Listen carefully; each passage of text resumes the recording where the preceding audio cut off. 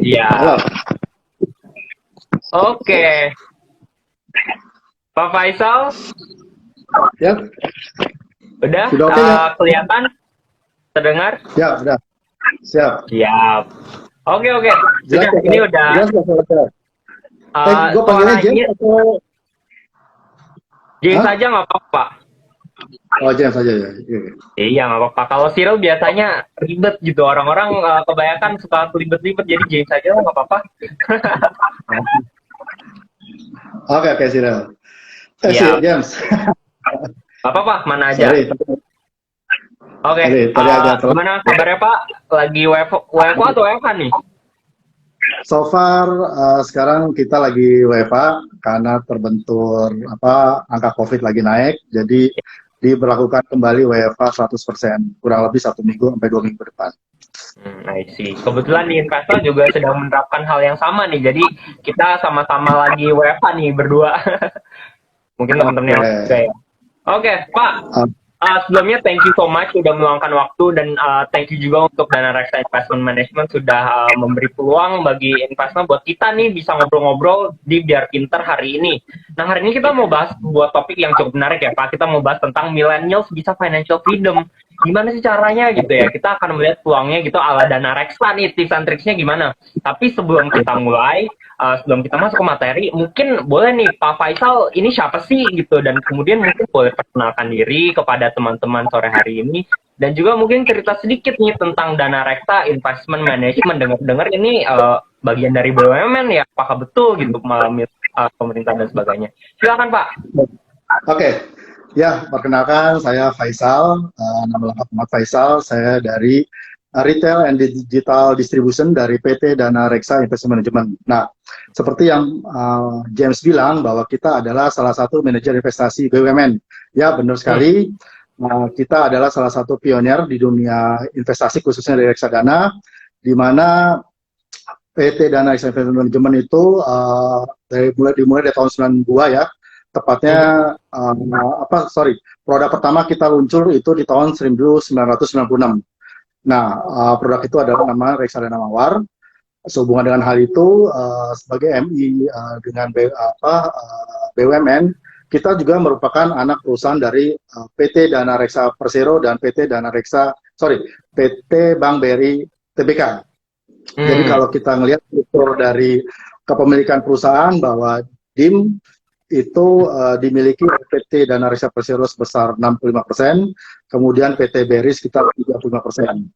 Sebelumnya PT Persero itu punya anak perusahaan selain PT DIM, kita juga ada PT Dana Reksa Sekuritas, Dana Reksa Finance, dan Dana Reksa Kapital.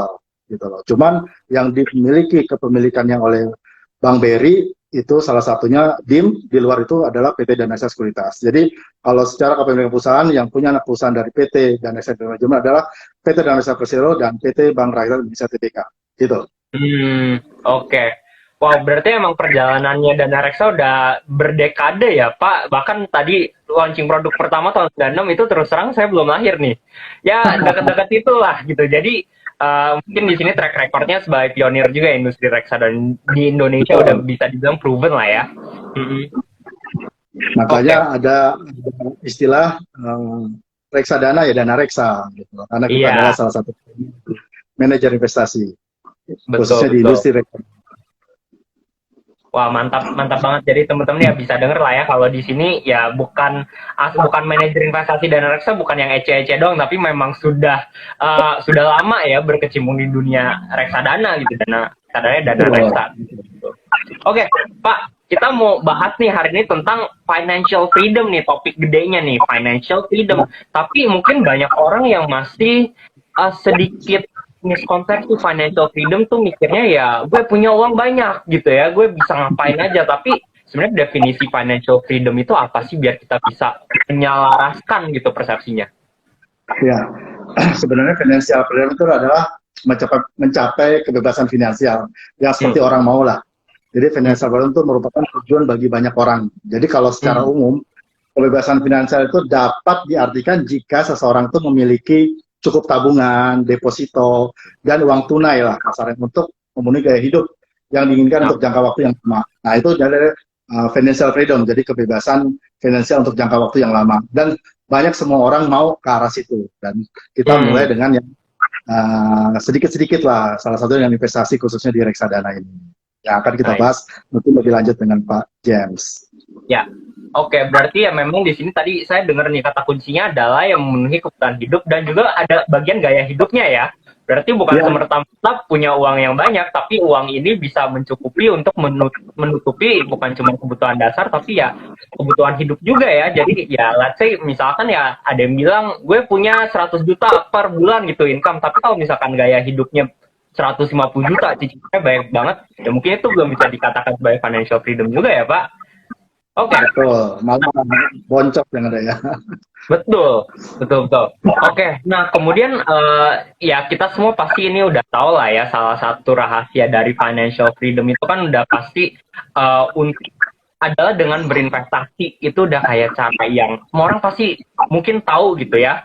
Tapi di sisi lain, kalau saya ngelihat nih data-data terakhir, investor di Indonesia itu ini kita ngomong investor keseluruhan ya, SID itu baru 7 juta orang dari 270 juta.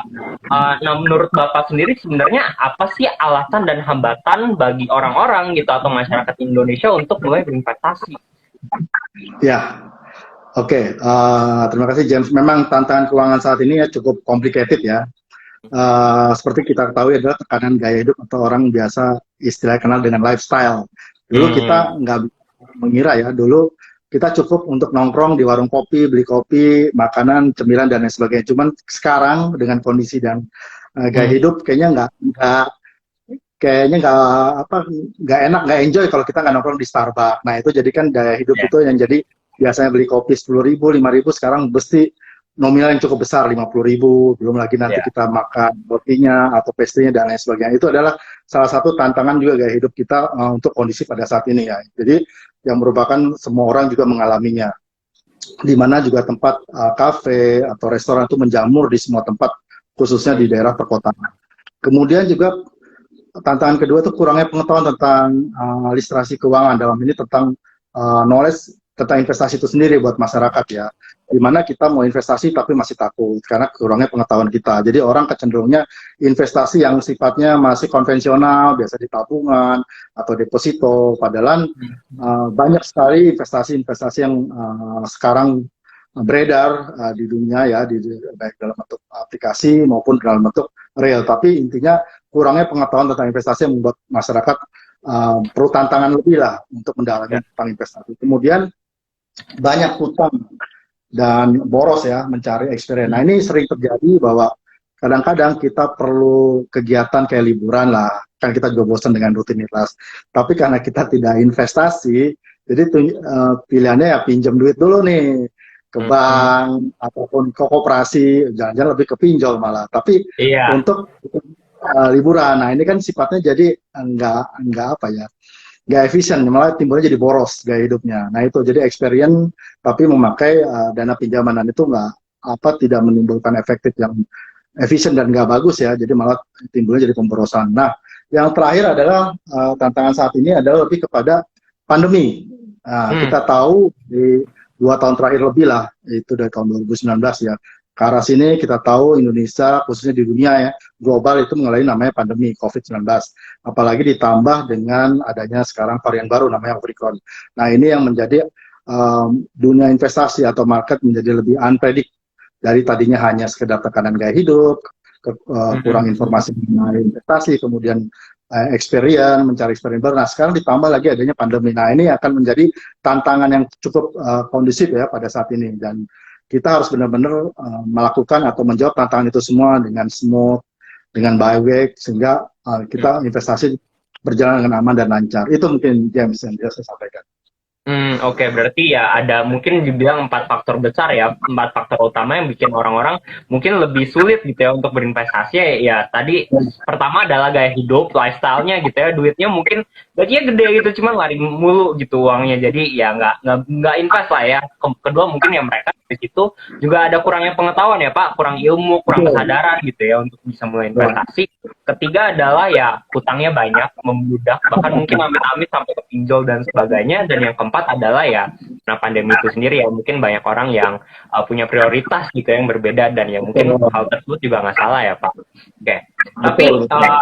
despite that ya mungkin semua orang mungkin bisa merasakan juga, mungkin Bapak juga dari Dana Reksa, kalau beberapa tahun terakhir dari 2020 2021 itu jumlah investor di Indonesia despite that tetap bertumbuh ya, dan bertumbuhnya cepat terutama bagi anak-anak muda gitu ya, mungkin karena pandemi itu. Tapi dari sini yang saya mau tanya nih, ada nggak sih cara simple gitu ya buat bisa mengedukasi orang-orang itu gimana sih caranya untuk belajar tentang investasi? Apa sih step-stepnya seperti itu? Ya, mungkin yang perlu diperhatikan juga mungkin apalagi dari kaum milenial adalah kenapa kita harus aware dengan investasi kali ya, Pak Ya, Jas ya. betul. Ya, Betul, betul. satunya adalah mungkin kita belajar disiplin ya dan mengelola keuangan dengan bijak. Jadi sebisa mungkin kalau dalam sisi kita sebagai karyawan, kalau bisa menyisihkan, bukan menyisakan untuk Oh kita iya. investasi. Nah, itu yang paling penting. Jadi kita belajar disiplin. Nah, dalam hal investasi itu banyak, bisa dalam bentuk dalam jumlah langsung, lamsam, ataupun berkala. Tapi intinya kita kalau bisa sebisa mungkin disiplin menginvestasi secara mingguan, bulanan, yang sesuai dengan kemampuan dari kita. Jadi menyisihkan, bukan menyisihkan dari investasi apa pendapatan yang kita terima. Kemudian juga adanya kebutuhan di masa depan ya yang perlu dipenuhi dan tidak kita ketahui, itu juga salah satu kenapa kita juga perlu buat investasi adalah untuk memenuhi kebutuhan di masa yang akan datang. Kemudian adanya keinginan juga untuk melindungi nilai aset. Nah, seperti kita tahu, mungkin saya akan juga bahas juga sebelumnya bahwa apa yang kita investasikan kalau bisa itu di atas inflasi kasarnya ya. Jadi inflasi ini salah satu momok dalam hal investasi. Seperti kita tahu investasi kita masih di level yang cukup rendah ya, 3 plus minus ya. Jadi dalam artian kalau bisa investasi yang kita hasilkan itu di atas inflasi. Jangan sampai kita investasi tapi returnnya di bawah inflasi. Yang ada kan investasi kita akan kegerus. Nah, sekarang kita tahu ada namanya tabungan, deposito. Itu kan salah satu investasi yang konvensional kan. Tapi kita tahu investasi di tabungan berapa sih? Paling 1-2%. Apalagi deposito mungkin dengan kita tahu adanya 7-day reverse rate repo di 3,5%. Mungkin kalau kita mau investasi dapat special rate, butuh nominal yang besar juga di deposito. Dan ini cukup tidak efisien buat orang-orang yang milenial ya, karena perlu nominal besar untuk investasi, tapi dengan investasi yang relatif kecil, tapi dapat di atas return deposito maupun tabungan, dan paling penting adalah di atas inflasi. Kemudian concern yang terakhir itu menurut saya kenapa kita juga harus investasi adalah untuk mempersiapkan di masa yang akan datang, dalam hal ini untuk pensiun.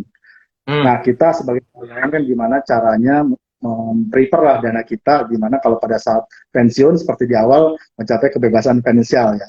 Dalam artian kita nggak usah lagi bekerja, tapi uang yang bekerja untuk kita. Nah, kadang-kadang kita nggak sadari bahwa usia kerja kita misalnya 20 tahun sampai 30 tahun, tapi setelah pensiun dia umur 55, kadang-kadang kan kalau kita dikasih umur panjang mungkin bisa 20 tahun lagi, sama dengan kayak dunia usia kita kerja kan. Nah, kalau kita nggak prepare mempersiapkan masa depan atau pensiun, nah itu kita akan terlambat, dalam artian kita akan menyesal di kemudian hari. Makanya itu yang salah satu kenapa kita mesti aware investasi, salah satunya untuk memenuhi kebutuhan di masa depan, untuk pensiun dan lain sebagainya.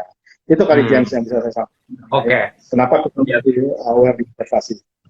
Oke, berarti ya buat ya khususnya bagi para millennials nih ya yang mungkin masih muda, yang masih usia produktif gitu ya, yang masih bekerja ya, itu penting untuk kalian pikirkan, karena ya tadi kalau kata Pak Faisal bilang memang di sini kalian bisa belajar untuk disiplin, mengelola keuangan, dan ya tadi yang saya mendengar yang mungkin bisa bilang slogan yang menarik ya, itu menyisihkan bukan memisahkan. Soalnya biasanya kalau yang sisa-sisa itu udah sisa dikit, udah remah-remah doang gitu ya. Sedangkan kalau kita sisihin ya kita bisa bangun habit gitu ya yang panjang. Habis itu ya ada juga tentang inflasi yang makan duit kita secara perlahan. Mungkin ya kalian sebenarnya kalau saya hitung-hitung masuk tabungan nih Pak, ya bukan 1-2%, tapi mungkin minus, dipotong dengan bunga bank gitu administrasi per bulannya. Jadi ya nggak nambah duit, justru malah kurang. Sama yang ketiga ya tadi adalah ya persiapan masa depan, dan dalam kasus hal ini adalah ya biar kalian bisa mencapai financial freedom seperti itu. Nah, Pak, kemudian saya punya pertanyaan lagi nih. Kalau misalkan dari, oke, saya tertarik gitu, atau teman-teman udah terbuka di pikirannya, saya harus berinvestasi. Tapi cara simpelnya tuh gimana sih? Gitu. Ya, sebenarnya investasi itu simple ya. Kita biasanya buat rencana dulu, tapi kebanyakan dari kita, terutama itu kan rencana mau invest di sini, mau rencana ini, atau kita mau rencana nikah, mau rencana Hmm. sekolah S2, tapi baru sejatas rencana. Nah, setelah rencana biasanya kita harus eksekusi. Nah, Ya. eksekusi ini penting untuk melaksanakan tindakan kita, baru kemudian kita monitor apa yang kita rencanakan, kita eksekusikan, baru kita monitor. Monitor itu sebenarnya kayak review sih, secara Hmm. berkala, mau bulanan, mau quarterly, ataupun mau sifatnya, wah kalau gua ada waktu ya, weekly juga ada masalah. Jadi investasi itu membuat apa sih? Seseorang tuh memenuhi kebutuhan di masa yang akan datang dengan menentukan prioritas kebutuhan. Jadi menetapkan Hmm. perencanaan yang baik serta implementasi secara disiplin dan monitor proses investasinya. Itu adalah investasi. Jadi simpel banget, berencana, Hmm. eksekusi, baru monitoring. Jadi jangan Hmm. berencana tapi eksekusi nggak ada. Tapi Ya. udah eksekusi tapi kita nggak monitoring, itu juga nggak boleh. Juga kalau bisa kita tetap monitor, kita biar tahu ternyata investasi yang kita hasilkan mendapatkan keuntungan, mendapatkan return yang maksimal yang kita inginkan. Jadi kalau misalnya ada investasi kita yang kira-kira stuck atau turun, ya kita bisa mengambil action Ya. gitu. Jadi untuk dapat memetik kebutuhan kita di masa yang akan datang. Itu kali James yang kita bisa simpulkan dari Oke. investasi ini. Oke, menarik. Ya, saya juga setuju sih tadi dengar kalau disingkat itu jadi REM atau REM. Ya, ya itu ya rencana eksekusi monitor. Jadi ya kembali lagi yang saya sering bilang juga gitu ke teman-teman gitu yang biasa suka nanya, investasi itu sebuah rencana, harus direncanakan. Kalau nggak ada eksekusinya itu wacana doang. Tapi rencana tersebut juga sifatnya harus fleksibel. Soalnya kan kita monitor ya, dan seiring berjalannya waktu mungkin ada tujuan tujuan lain, ada investasi yang sesuai dengan rencana kita, yang nggak sesuai itu kita monitor gitu ya, kita akan mungkin rebalancing, lihat oh investasinya lebih cocok atau mungkin gimana lah enaknya seperti itu ya. Jadi ya ini Tuh. sebuah proses yang harus tapi juga fleksibel at the same time. Nah tapi saya mau tanya lagi nih Pak, kalau gitu apa ada nggak sih hal-hal yang bisa jadi pedoman yang harus diperhatiin gitu ya bagi orang-orang ketika berinvestasi? Ya,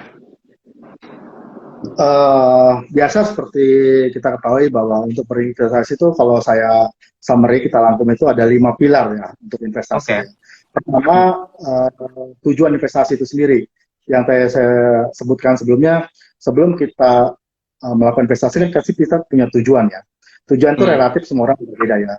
Ada yang masih single tujuannya ingin menikah, yang udah sarjana mau melanjutkan sekolah ke S2, atau yang sudah kerja berkeluarga mau punya rumah atau dan Hmm. lain sebagainya untuk beli mobil. Nah itu kan perlu tujuan dari investasi. Nah setelah kita melakukan tujuan rencana, kita masuk ke jangka waktu investasi. Nah itu disesuaikan dengan dari kebutuhan masing-masing. Mungkin kalau Hmm. mau sekolah S2 aku cukup investasi jangka waktu 2-3 tahun baru saya melanjutkan sekolah, atau buat DP rumah ada jangka waktu 5 tahun, atau juga sampai pensiun itu tuh kebutuhan di masa yang akan datang. Jadi jangka waktu kita tetap perlu jangka waktu menengah, pendek, menengah maupun jangka panjang disesuaikan dengan kebutuhan kita selama hidup ini. Kemudian juga profil resiko. Nah ini juga penting. Kadang-kadang kita sebagai investor atau nasabah kita lupa nih profil kita ternyata cukup rendah atau Hmm. konservatif lah. Kita tidak, kadang-kadang sebagai investor tidak mau adanya penurunan atau kerugian di investasi yang kita lakukan, atau modal kita berkurang lah, misalnya invest 100 juta terus kita uang gua kok kurang jadi 98 juta atau 95 juta. Nah itu yang kadang-kadang profil resiko disesuaikan juga dengan investasi yang kita inginkan. Ada profil resiko yang sifatnya main moderat, yang misalnya konservatif, yang mau kalau bisa modal kita tidak hilang, tidak turun, atau kalau bisa bertambah. Ada juga resiko, profil resiko yang berani kehilangan modalnya tapi mungkin sekian persen, 10%. Nah itu investasi tetap diperlukan untuk nasabah yang disesuaikan dengan profil risikonya. Jangan sampai profil kita rendah tapi nyari investasi yang sifatnya agresif. Nah itu juga kita Hmm. hindarkan. Kemudian keempat, alokasi aset. Keempatnya alokasi aset penting. Kalau bisa kita tidak naruh suatu investasi di satu tempat atau one basket lah. Kita kalau bisa naruh di diversifikasi asetnya. kalau misalnya udah ada di deposito buat emergensi, kita investasi tempat lain lah yang sifatnya ada emas, ada reksadana, ada obligasi yang disesuaikan dengan profil tadi. Kemudian yang terakhir ada review secara berkala yang saya bilang dia monitoring. Nah ini penting. Kalau di reksadana mungkin kita ada namanya laporan bulanan statement. Sekarang kayak di Investlo, nasabah bisa kapan aja ngecek lah, kan ada aplikasi, ya. Sifatnya bisa daily, bisa tahu pergerakan dari investasi yang kita hasilkan. Nah, review ini penting sekali ya, walaupun tidak tiap hari, tapi setidaknya kita tetap perlu review apa yang kita investasikan, biar hasilnya nanti lebih maksimal dan juga untuk meminimalisir terjadinya resiko yang akan kita hadapi dalam investasi. Mungkin itu James, yang dari investasi yang telah saya sebutkan tadi. Oke, berarti tadi menarik nih soal ngomong profil risiko. Emang kebanyakan apalagi investor-investor pemula gitu ya, mereka ngejarnya adalah, oh iya oke, gue mau profit tinggi, gue mau profit banyak gitu ya, cuan, mikirnya itu doang, tapi nggak mikirin tujuan, jangka waktu. Bagainya ya, profil risiko juga diperhatiin. Misalkan hajar semua gitu ya, yang high risk semua saham gitu, atau mungkin yang lagi akhir-akhir ini trending ya, kita ngomongin ya ada yang kripto seperti itu. Tapi mereka kepengen tinggi-tinggi, tapi pas ngeliat turun juta, 2 juta, 3 juta, terus kalang kabut, kerjanya yang netar tiap hari, nggak bisa tidur, begadang. Ya mungkin itu harus ada yang dievaluasi ulang ya Pak, karena semuanya investasi proses, dan bukan kayak gitu doang kelar gitu ya Pak. Betul, jadi orang kebanyakan menunda dan mau cepat-cepat kaya, itulah investasi. Nah, ini juga berkaitan dengan pertanyaan saya selanjutnya. Biasanya apa sih kesalahan-kesalahan yang sering dilakukan oleh investor-investor pemula kayak gitu? Dan mungkin ya ini bisa buat menjadi reminder bagi teman-teman yang baru mau mulai berinvestasi atau bahkan sudah berinvestasi untuk kayak dia bisa jaga diri gitu ya. Biasanya kesalahannya apa aja sih Pak? Ya, oke. Ya, kesalahan-kesalahan yang memang terjadi ya, yang umumnya yang terjadi pada investor pemula, khususnya kita mungkin yang milenial, itu seperti yang saya sebutkan, biasanya kan investasi awalnya dari rencana. Nah, kebanyakan investor pemula itu tidak punya rencana. Jadi istilahnya rencananya mau blank lah, mau kemana, yang penting gue ikut-ikutan investasi aja. Nah, itu salah satu yang masih kurang di milenial investor kita. Jadi tidak punya rencana yang matang untuk mulai investasi. Kemudian juga kadang-kadang investasinya juga terlalu banyak. Investasi di semua tempat, itu tidak ada fokus. Mau investasi di mana, kita tahu kan ada beberapa instrumen investasi, cuman semuanya dicobain. Jadi kan hasilnya juga kadang-kadang nggak maksimal. Ada yang untung, ada yang minus, ada yang stuck. Jadi kalau yang untung, malah kebanyakan buntungnya kan kayak gitu. Jadi investasinya terlalu banyak. Biasanya coba-coba sih kalau untuk investor milenial kita ya sekarang. Kemudian berharap hasil yang cepat. Nah tadi yang saya bilang sebelumnya bahwa kita kadang-kadang itu mau investasi sesuatu yang sifatnya mau cepat kaya lah, atau hasil returnnya lebih maksimal. Nah, ini kan tergantung jadi resiko dari profil masing-masing nasabah. Kadang-kadang moderat, konvensional, tapi investasinya mau cepat-cepat kaya, atau mau cepat-cepat, lebih cepat lah hasilnya. Nah, itu yang kadang-kadang membuat orang trauma untuk investasi, karena ternyata tidak sesuai dengan investasi yang diinginkan.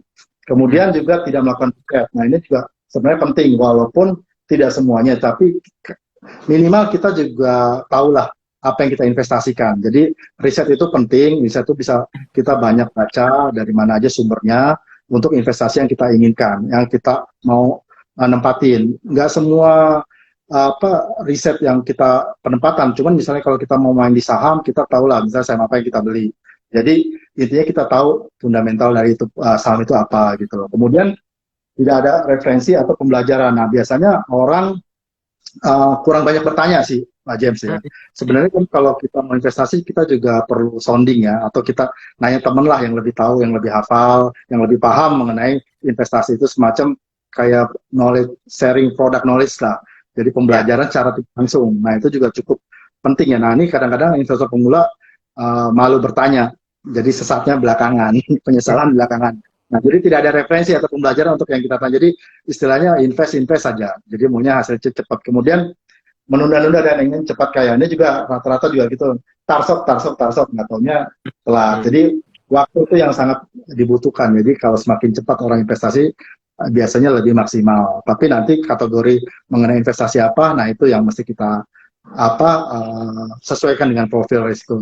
Jangan investasi tapi ingin cepat-cepat menghasilkan, ingin cepat-cepat nilainya tinggi atau ingin kita langsung cepat kaya lah kasarnya. Kadang-kadang itu yang membuat banyak kesalahan yang dilakukan oleh investor pemula, khususnya dari rangkuman yang tadi saya sebutkan, Pak James.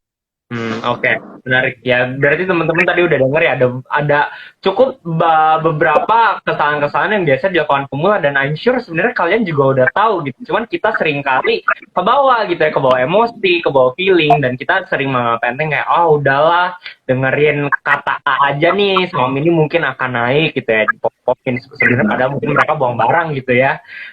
Cuman ya dengan hal-hal tersebut ya kalian sebenarnya bisa belajar dan fact check kembali gitu ya. Ini sebenarnya yang gue lakukan bener nggak sih gitu, jangan sampai salah gitu ya, seperti yang tadi Pak Faisal bilang. Oke, nah abis itu kan kita udah ngerti nih Pak, tahap awalnya seperti apa, bagaimana planningnya, tujuannya, kesalahannya apa aja. Nah, kita masuk ke tahap yang kedua tadi. Kalau kita udah rencana, kita masuk ke eksekusi. Nah, kalau kita ngomongin eksekusi, pasti kita harus tahu dong kita bisa berinvestasi dengan produk apa aja. Kalau misalkan dari Pak Faisal sendiri, apa aja sih sebenarnya produk investasi yang konvensional gitu yang kita bahas? Ada apa aja sih jenis-jenisnya? Oke, mungkin investasi yang kita akan, yang saya akan sounding, itu investasi yang general yang di pasar modal kita relatif orang udah tahu lah. Siapa sih yang tidak tahu deposito? Itu salah satu investasi, instrumen investasi yang konvensional. Tapi kadang-kadang orang selalu bilang deposito aman. Padahal tidak juga ya kalau lihat, karena deposito itu kan kalau yang dijamin LPS itu maksimum 2 miliar. Ya. Berarti kalau deposito di atas 2 miliar atau 10 miliar, berarti yang dijamin hanya 2 miliar, pembiayaan nggak dijamin. Nah, kadang-kadang itu yang membuat orang kurang pengetahuan mengenai ternyata deposito hanya dijamin 2 miliar LPS, kalau lebih berarti kan nggak dijamin. Itu satu. Kedua, deposito orang anggapnya juga emergency cash kita bisa narik. Ternyata nggak juga. Ternyata deposito kan ada tenor kan, ada 1 bulan, ada 3 bulan, ada 6 bulan, bahkan setahun. Tapi kalau di luar itu kan kadang-kadang kena penalti dan jatuh tempo. Itu adalah salah satu instrumen mengenai deposito. Kemudian kita naik lagi obligasi. Obligasi itu ada beberapa, seperti obligasi pemerintah, obligasi corporate. Mungkin orang-orang familiar dengan obligasi ORI ya, obligasi sukuk yang dari government bond. Itu menurut saya juga cukup menarik. Jadi orang-orang investasi yang di obligasi mempunyai resiko yang sedikit konservatif dan arah moderat. Jadi dia mau mulai investasi di atas deposito gitu loh. Cuman biasanya investasi di obligasi langsung itu nominalnya cukup besar ya, yang besar kita gunakan. Tidak untuk kaum milenial mungkin lumayan tinggi juga, bisa ada 1 juta, 10 juta dan lain sebagainya. Kemudian kita misalnya ada lagi ke dari obligasi ke properti. Properti itu salah satu jenis investasi menurut saya cukup menarik ya, menguntungkan. Kadang-kadang returnnya bisa 50%, di atas 50%. Tapi kita tahu juga 5 tahun belakang ini itu properti salah satu jenis investasi yang cukup terpukul ya. Jadi gini, kadang-kadang kita kalau lihat properti itu kan harus butuh modal yang besar juga. Nggak cukup dong kita butuh hanya 1-2 juta, 5 juta, 10 juta. Butuh kadang-kadang ratusan juta ataupun miliaran untuk memulai investasi. Kedua, kita juga harus cari tempat yang menurut kita mempunyai growth value yang cukup tinggi untuk kedepannya. Jangan sampai kita beli, bukannya harganya naik malah turun. Nah itu properti. Jadi butuh nominal yang cukup besar ya untuk kita investasi. Tidak semua orang juga bisa. Dan returnnya juga maksimal gitu. Tapi itu dia tadi, kadang-kadang kalau kita pada saat mau butuh duit, emergensi atau likuiditasnya itu agak terbatas. Kalau mobil kita bisa jual orang ya, walaupun dihargain murah. Tapi properti kita jual hari ini belum tentu laku. Bulan depan belum tentu laku, setahun pun belum tentu laku. Nah itu jadi yang mesti kita, salah satu pertimbangan juga untuk investasi.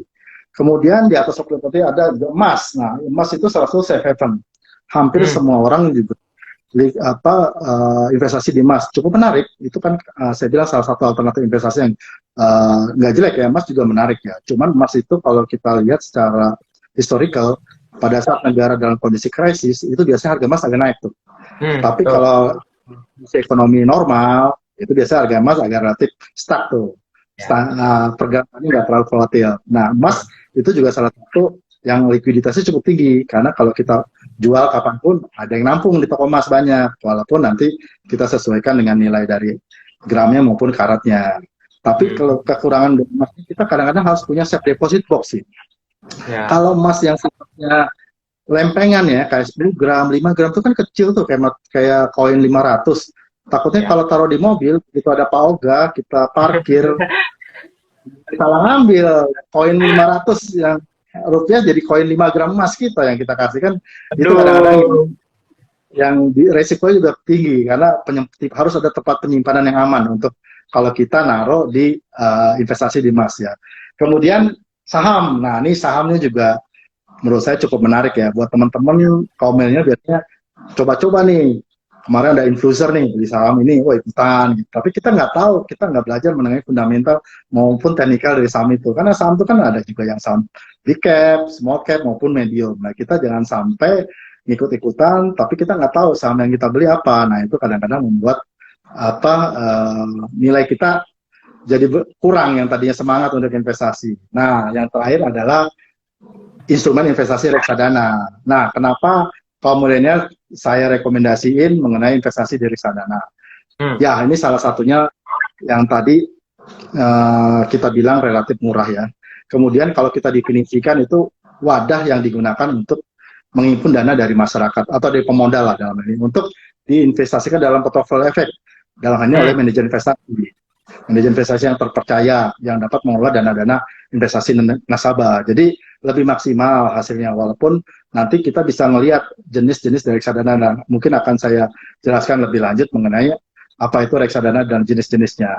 Dan info yang paling update juga mengenai reksadana itu adalah tempat buat kita juga mau berinvestasi ya, dengan return di atas deposito ataupun tabungan ya, dan kalau bisa di atas inflasi yang kita percayakan uang kita ke manajer investasi yang kita inginkan, yang terpercaya dan dapat mengembangkan uang kita lebih maksimal dengan resiko yang dapat diminimalis lah, intinya itu. Oke, menarik. Berarti tadi ada banyak hal dan mungkin salah satu yang paling bisa memuat segalanya, yang paling mudah dan paling yang simpel itu reksadana ya Pak, untuk pemula khususnya. Karena ya tadi seperti yang Bapak bilang, dengan adanya reksadana ya kita semacam kayak kewenangan bagi manajer investasi seperti dana reksa gitu ya, untuk bisa membantu kita mengelola uangnya gitu ya Pak. Jadi bukan kita uang bekerja buat kita, tapi dibantu oleh seorang profesional gitu ya. In this case ya dana reksa atau seorang manajer investasi. Oke, tapi sebelum kita lanjut, mau remind juga kepada teman-teman, jangan lupa follow @investment.id dan @reksadana_dana-reksa biar kalian nggak ketinggalan informasi, tips, ilmu tentang investasi dan reksadana lainnya. Dan juga kalau kalian punya pertanyaan apapun seputar reksadana, financial freedom, investasi gitu ya, ataupun dana reksa, please feel free buat taruh di bagian tanda tanya yang ada di kanan bawah layar itu. Nah, kalian bisa taruh pertanyaan kalian di situ. Nanti setelah ini, setelah sesi kita akan membahas gitu ya, sebanyak-banyaknya pertanyaan dari kalian. Oke, Pak, kemudian kita ngomongin soal reksadana tadi ya, tapi sebenarnya reksadana ini kalau bisa dibilang kelebihannya apa aja sih dibandingkan instrumen investasi lainnya gitu, atau mungkin instrumen investasi pasar modal lainnya, kan mirip-mirip tuh biasanya. Ya, seperti yang saya kasih gambaran mengenai reksadana, kelebihannya itu cukup banyak ya. Mungkin saya kasih poin-poinnya. Yang tadi terjangkau, karena investasi reksadana itu bisa dimulai dari Rp10.000. Jadi cocok sekali untuk kaum pemula atau kaum milenial untuk memulai investasi reksadana. Kemudian juga fleksibel dan liquid, dalam artian reksadana itu kapanpun mau teman-teman cairkan maupun kapan beli itu bisa kapan aja. Jadi sifatnya fleksibel tanpa ada hambatan apapun. Investor dalam jangka waktu yang relatif cepat pun bisa mendapatkan hasil dari investasinya. Kemudian mudah dan bebas pajak.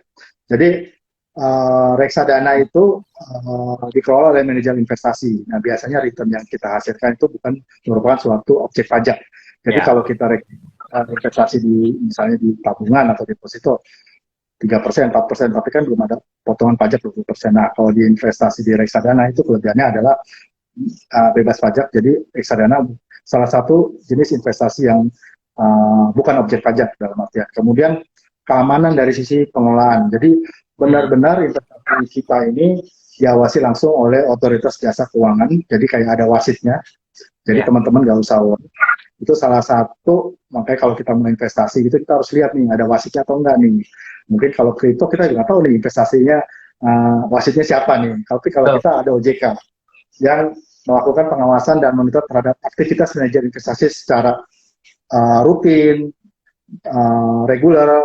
Jadi antara MI dan bank kastedi itu kedudukannya sejajar dan itu selalu diawasin oleh OJK.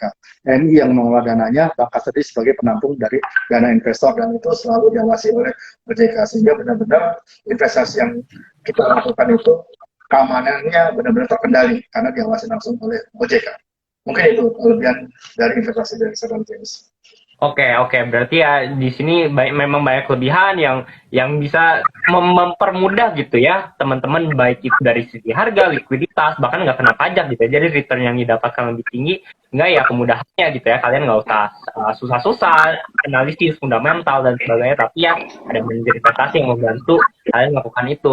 Tapi nih Pak, yang saya mau tanya juga, kalau kita harus objektif nih ya, kan pasti kita tadi ngomongnya kelebihan yang bagus-bagusnya. Tapi pasti yang namanya investasi itu akan ada yang namanya risiko ya. Soalnya kalau nggak ada risiko, biasanya itu namanya investasi bodong. Nah, tapi kalau misalkan untuk di investasi sendiri nih, risikonya biasa ada apa aja sih? Ya, kita kayak tidak lengkap kalau bilang kelebihan tidak ada resiko atau kekurangannya. Oh. Jadi ada kelebihan di situ pasti ada kekurangan dari suatu investasi. Tapi gimana kekurangan atau kelebihan investasi itu kita bisa minimize kan. Nah, resiko-resiko investasi yang biasanya sering terjadi khususnya di reksadana adalah resiko kredit. Itu hampir semua tempat itu selalu ada. Jadi jika perusahaan itu menerbitkan efek utang untuk atau tidak sanggup untuk melakukan pembayaran itu ada resiko kredit. Biasanya kecenderungannya untuk reksadana yang sifatnya proteksi nih. Jadi Oke. misalnya underlying-nya PT emiten apa misalnya itu default gagal bayar, nah, itu biasa resiko kredit. Nah, makanya kalau di dana reksa investment management itu kita selalu menempatkan faktor itu nomor satu. Jadi begitu kita memilih underlying itu ada term and condition seperti misalnya ratingnya harus minimal single A. Jadi kalau di bawah itu triple B atau double B itu kita tidak masuk dalam underlying untuk penempatan di investasi khususnya di reksadana. Jadi filternya ada di situ. Begitu juga dalam bentuk banknya juga minimal harus dua, tiga dan mungkin untuk satu kita secara universitas akan masuk. Kemudian resiko likuiditas. Nah ini sama hubungannya juga. Jadi jika terjadi penjualan kembali dalam jumlah besar tidak sanggup nih kebutuhan waktu yang relatif lama untuk mencairkannya. Nah, ini sering terjadi risiko likuiditas. Tapi biasanya itu tergantung dari MI-nya masing-masing. Biasanya mereka bisa meminimasi terjadinya risiko likuiditas itu apabila mereka sudah punya planning yang pasti. Jadi begitu ada nasabah jumlah besar biasanya rekomendasi. Nah itu biasanya akan lebih terjembatani. Kemudian adanya resiko politik dan ekonomi. Nah ini sering terjadi ya di suatu negara. Biasanya kebijakan BI naikin suku bunga atau menurunkan suku bunga itu penting banget. Maksud dalam arti konsennya sangat tinggi ya. Itu bisa mempengaruhi investasi. Seperti yang terjadi di global market. Efek ada rencana menaikkan suku bunga tahun 2022 ini 4 kali. Tapi kan efek dari Bloomberg naikkan aja ya, sentimennya udah macam-macam. Iya. Nah, ini resiko. Apalagi ada pemilihan kayak kemarin gubernur Fed, sebelum itu presiden di global itu sangat berpengaruh terhadap stabilitas ekonomi. Kemudian ada perubahan nilai mata uang asing biasanya untuk denominasi penempatan di reksadana yang berbasis mata uang asing seperti US dollar itu ada konversi juga ya rate yang cukup dapat merugikan atau jadi resiko ada penurunan dari nilai tukar mata uang itu sendiri dan berkurangnya nilai dari nilai penyertaan di reksadana itu biasanya kan ada UP kan. Kita berdasarkan UP misalnya dari nilai penyertaan dana itu bisa aja berkurang terjadi karena ada faktor-faktor seperti stabilitas ekonomi, ada resiko market yang tidak terkendali, nah itu akan berkurang UP kita, jadi modal kita agak sedikit berjurus gitu. Nah itu resiko-resiko yang memang dihadapi di hampir semua investasi. Cuman khusus di reksadana karena sudah dikelola oleh manajer investasi yang terpercaya dan profesional, harusnya resiko-resiko yang seperti ini sudah terminimalisir ya, minimal lah, jadinya cukup bisa diatasi, jadi penurunannya tidak terlalu kalau kita beli saham langsung karena dikelola secara dengan kita manual, kita sudah tahu bahwa ada penurunan bisa tiba-tiba turun. Itu sih Betul, betul. kita hadapi dalam investasi khusus di reksadana. Oke, mengerti. Mungkin kalau saya boleh tambahin dikit satu resiko lagi adalah ya resiko pengetahuan yang minim. Itu juga perlu di-highlight sepertinya. Mungkin karena ya mungkin ada resiko rugi dan sebagainya atau likuiditas. Cuman ya pada dasar risiko terbesar adalah ketika kalian tidak memahami juga apa yang kalian beli dan asal ikut-ikutan terus tiba-tiba ya nggak sesuai dengan ekspektasi. Itu namanya gambling bukan investasi gitu ya. Oleh karena itu seperti yang Pak Faisal bilang kita dapat minimalisir dengan berinvestasi reksadana melalui manajer investasi seperti itu ya. Oke, Pak. Kemudian mungkin secara singkat kali ya kita dari tadi ngomongin reksadana, risiko dan sebagainya. Tapi banyak teman-teman yang mungkin kadang-kadang masih bingung nih reksadana tuh kok jenisnya banyak banget sih. Mungkin yang general jenis-jenis reksadana dan yang membedakan ini apa aja sih? Ya, seperti yang di awal tujuan dari investasi adalah salah satunya rencana, kemudian tujuan investasi jangka waktu, kemudian profil risiko. Nah, profil risiko ini kalau kita implementasikan dalam bentuk investasi reksadana itu ada jenis-jenisnya, dari risiko yang paling rendah sampai risiko yang paling tinggi. Nah, untuk reksadana sendiri itu ada kalau saya gambarkan ada 4 kelas aset ya. Risiko yang paling rendah adalah reksadana pasar uang. Nah, reksadana pasar uang ini atau money market isinya sebenarnya nggak jauh dari deposito dan obligasi korporasi di bawah 1 tahun jatuh tempo. Jadi secara resiko masih kecil karena apa? Karena isinya deposito doang sama obligasi korporasi di bawah 1 tahun. Nah, yang seperti saya bilang kalau di reksadana dana reksa investment ada few first yang memang kita jaga. Salah satunya adalah obligasi korporasinya itu ada rating minimal 3E. Jadi 3E tentunya bisa triple E. Tapi di bawah itu kan tadi tidak masuk universe kita. Jadi kalau triple B atau double B atau lain C itu udah kan nggak masuk universe. Kemudian deposito minimal bangunan 3 dan 4. Kalau bangunan satu tidak masuk dari profil resiko. Jadi itu salah satu jenis profil resiko yang memang kita inginkan ke nasabah. Sorry, saya cut sebentar. Ini benar suara Bapak di audio sepertinya agak pecah, agak kayak terpendam, kayak kerendam gitu. Oh gitu. Ya, mungkin sedikit lebih dekat mungkin bisa. Oke.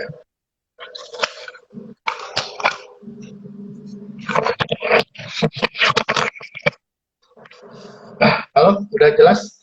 Ya, udah mendingan. Udah jelas? Oh, udah ya. Oke. Nanti saya mulai dari mana ya? Oke, dari pasar uang ya. Ya, kita ulang.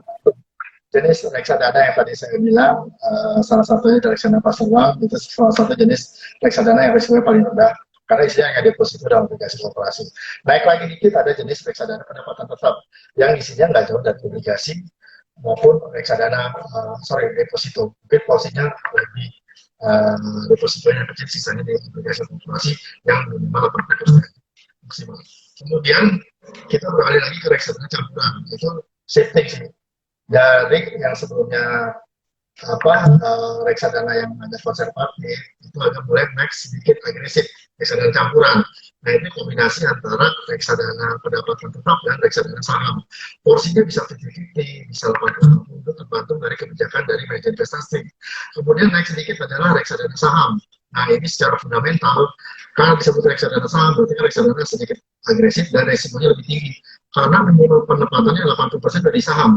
Sisanya deposito berarti kan, atau obligasi. Jadi intinya apa? 80% ada di saham. Jadi kalau terjadi apa-apa penurunan di saham, itu dia penurunannya juga langsung cepat. Begitu juga pada saat kenaikan sahamnya tinggi, karena 80% dari saham, otomatis kenaikannya juga relatif tinggi. Nah itu adalah kelas aset dari profil risiko dari nasabah, disesuaikan dengan reksadana pasar uang yang paling rendah, kemudian reksadana pendapat tetap, moderat, kemudian reksadana campuran sedikit konservatif, dan reksadana yang agresif adalah reksadana yang mempunyai resiko yang cukup lumayan tinggi untuk nasabah-nasabah. Tapi untuk milenial atau investasi pemula mungkin kita arahkan ke reksadana pasar uang dahulu ya, sebelum mencapai ke reksadana saham. Mungkin itu kali yang bisa saya sampaikan. Oke, Ya, buat teman-teman mungkin saya bantu sedikit rangkumin lagi. Jadi memang ada 4 jenis reksadana. Kalau mungkin kalau divisualisasiin ini kayak tangga ya, kayak ada sumbu X, sumbu Y, sumbu vertikalnya itu mungkin bisa dibilang risiko dan juga risiko itu berbanding lurus dengan ya potensi imbal hasil ya. Jadi high risk, high return biasanya seperti itu. Nah, yang paling atas, yang paling risiko biasanya ada saham, reksadana saham, yang bawahnya ada reksadana campuran, yang lebih rendah risiko lagi reksadana pendapatan tetap, dan yang paling rendah risiko kelasnya adalah reksadana pasar uang. Jadi ya kembali lagi seperti yang Pak Faisal bilang, ya kalian cocokin lah dengan tujuan keuangan kalian, jangka waktunya, profil risikonya, dan dialokasikan ke reksadana tersebut. Karena kalau ada yang nanya gitu ya, reksadana mana yang paling bagus, yang cocok buat lu gitu, yang cocok dengan kondisi lu. Nggak ada yang bilang reksadana ini paling bagus ya. Misalkan saham ya Pak, siapa yang expect 2020 Maret akan crash seperti itu. Kalau kalian mungkin di saham ya akan kena terbentur keras gitu ya. Dan sebaliknya kalau misalkan ya lagi oke ya oke, seperti itu. Oke, dan mungkin ini saya udah di beberapa pertanyaan terakhir sebelum kita jawab. Tadi ada satu pertanyaan di Q&A. Buat teman-teman kalau punya pertanyaan, please feel free buat taruh lagi di tanda tanya bagian questions di kanan bawah layar kalian, biar bisa kita jawab. Nah, tadi kan saya sempat dengar tuh, ada campuran antara deposito, ada campuran dengan saham. Nah, kalau gitu, kita ngambil yang ekstrim aja nih, deposito, saham, sama reksadana. Sebenarnya, mending deposito dong kalau misalkan ya dengan biaya, dengan risiko yang paling rendah gitu ya, mending gue di deposito aja ya. Dan at the same time, mungkin mendingan gue di saham aja nggak sih, Pak, dengan return yang mungkin tinggi gitu ya, imbal hasilnya. Menurut Bapak gimana?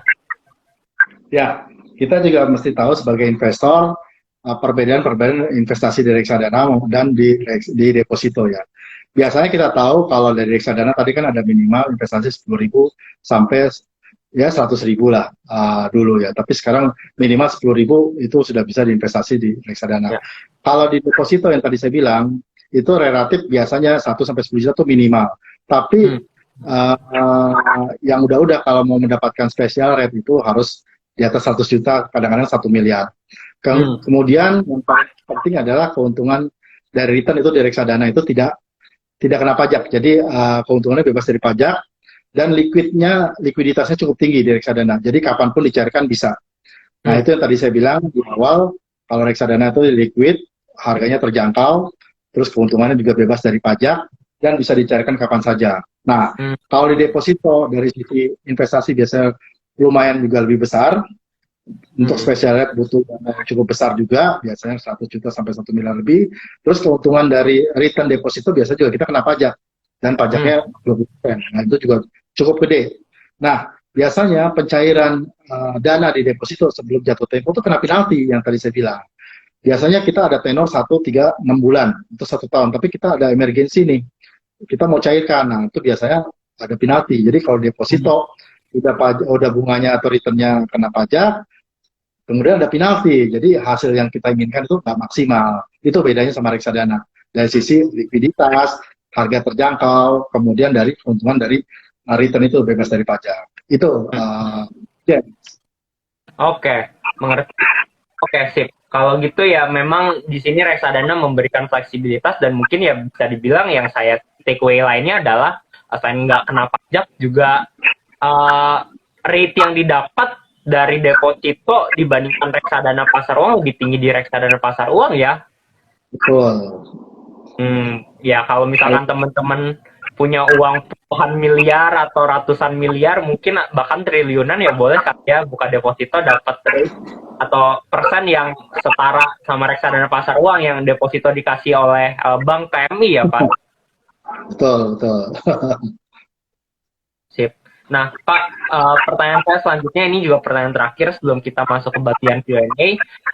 Kalau misalkan dari dana reksa sendiri, ada nggak sih produk reksadana yang mungkin cocok gitu ya buat teman-teman pemula yang baru mau mulai berinvestasi? Berhubung tadi saya sempat ngintip bagian Q&A, ada tuh yang nanya, investasi yang cocok buat pemula kira-kira apa nih? Ya, terutama tadi udah saya sounding, reksadana itu ada kelas asetnya, ada saham, campuran, dan pasar uang. Ya. Khususnya untuk nasabah itu investor ya, apalagi untuk kaum milenial, maka saya rekomendasikan untuk jenis reksadana yang sifatnya resikonya paling rendah, yaitu pasar uang. Nah, kalau di kita, di dana reksa itu ada namanya Seruni Pasar Uang 2 yang dijual di Invesno. Jadi itu salah satu produk yang kita rekomendasiin buat teman-teman Invesno untuk investasi di pasar uang, karena yang saya bilang returnnya juga di atas suku bunga deposito dan tanpa bebas pajak. Jadi kalau deposito sekarang 3%, 3,5% itu suku bunga acuan belum potong pajak. Tapi di reksadana pasar uang itu bisa sampai 4-5% dan itu sifatnya bebas pajak. Nah, reksadana pasar uang ini, SROD pasar uang 2 yang kita punya, itu secara risiko penempatan di deposito maupun di obligasi korporasi di bawah 1 tahun juga dengan universe yang sudah kita filter, dalam artian banknya juga di luar bank buku 1, jadi harus ada banknya bank buku 2, 3, dan 4. Kemudian dari sisi underlying-nya pun obligasi korporasinya itu minimal single A dan di atasnya. Jadi kalau di bawah single A itu kita tidak masukin ke universe dari sebenarnya pasar uang 2. Jadi buat teman-teman investor, Invesno mungkin buat pemula kita arahkan ke sebenarnya pasar uang 2 untuk penempatannya. Jadi teman-teman bisa memaksimalkan return, likuiditas, dan juga investasi yang terjangkau buat teman-teman coba. Apalagi sekarang zamannya digital ya, investasi bisa di kapan aja, di mana aja. Mencairkannya juga sama, bisa di mana aja, kapan aja, sesuai dengan teman lakukan. Nah, di pasar uang ini pencairan kita T+1 ya. Jadi kalau teman-teman cairin hari Senin misalnya di bawah jam 12 siang, itu hari Selasa sudah masuk. Jadi T+1. Jadi buat teman-teman itu likuiditasnya juga cukup tinggi ya, terjaga ya. Jadi tanpa adanya kena biaya penalti dan lain sebagainya. Jadi pasar uang itu sangat cocok untuk investasi pemula. Jadi teman-teman nabung investasi. Nah, kalau yang memungkinkan memang investasi kita buat jangka panjang ya, gitu loh. Tapi kalau buat cukup pemula itu kita arahkan ke pasar uang. Nanti buat teman-teman seiringnya dengan waktu sudah mulai adanya resiko, berani menerima resiko, mungkin naik shiftingnya ke pendapatan tetap, kemudian ke campuran maupun ke equity. Nah, di investor mungkin banyak juga produk-produk yang bisa kalian tentukan mana yang kira-kira cocok dengan profil resiko buat teman-teman. Mungkin itu yang bisa. Baik, mantap. Thank you so much Pak Faisal atas insight-nya, cerita-ceritanya, dan juga ilmu-ilmunya yang pasti berguna banget buat semua teman-teman yang nonton sore hari ini. Nah, kita mau masuk ke bagian Q&A nih. Ada 2 pertanyaan tadi kebetulan yang Pak Project Tamia masa kecil. Itu tadi udah sempat kejawab juga ya. Tadi di bagian komen juga udah bilang untuk pemula yang buta sama sekali mengenai investasi reksadana harus ambil investasi yang seperti apa ya, kata Pak Faisal, dan saya juga setuju adalah reksadana pasar uang. Jadi ya memang di sini paling rendah risiko, mungkin potensi keuntungannya yang didapat nggak tinggi banget, tapi di sini paling nggak istilahnya kayak makan cabai gitu ya, belajar makan cabai. Mungkin coba yang saus dulu, saus sambal. Nanti kalau saus sambal udah oke, mungkin baru coba cabai rawit. Nanti udah coba cabai rawit, nanti boleh mungkin bon cabai yang level 10 gitu ya. Itu nanti kalian cocokin sendiri, atau yang mau dicampur gitu ya, proporsinya mau seberapa pedesnya ya itu bisa kalian diversifikasi secara masing-masing seperti itu ya Pak. Oke. Yang ada 1 pertanyaan lagi dari Kak Sheikh Coko. Ini pertanyaannya, diversifikasi dalam investasi itu penting, tapi terlalu banyak diversifikasi menjadi kurang optimal dan bisa salah strategi. Lalu diversifikasi yang baik itu seperti apa? Strategi diversifikasi nih Pak kira-kira. Ya, sebenarnya kan kita sebelum memulai itu kan dimulai dari rencana dan tujuan investasi itu sendiri. Salah satu diversifikasi ini kan alokasi aset yang 5 pilar investasi. Tujuan investasi, jangka waktu, profil resiko, sama alokasi aset. Nah, alokasi aset ini kenapa saya tidak inginkan di satu tempat. Diversifikasi memang kalau terlalu banyak juga tidak maksimal. Diversifikasi itu adalah salah satu untuk mengurangi terjadinya minimize resiko. Nah, buat investor misalnya nih, nasabah investor udah investasi di seluruh pasar uang 2 nih, yang money market, mungkin ada baiknya porsinya misalnya nih ada 1 juta, kita masukin nih porsi 80%-nya di pasar uang, mungkin 20%-nya 200.000-nya ada di reksadana mawar kita, reksadana saham yang dijual di Invesno. Itu adalah salah satu diversifikasi. Maksudnya apa? Dalam hal ini investasi saham itu sebenarnya investasi jangka panjang. Kalau di secara historical tuh di atas 10 tahun lah kalau bisa ya. Tapi kalau reksadana di pasar uang itu biasanya returnnya lebih ke apa, jangka waktu lebih pendek 1 sampai 3 tahun. Karena reksadana di pasar uang biasanya orang-orang kecenderungannya naruh dibandingkan di tabungan yang returnnya nggak ada. Tapi begitu mau menggunakan itu likuiditasnya cukup tinggi. Nah itu reksadana pasar uang.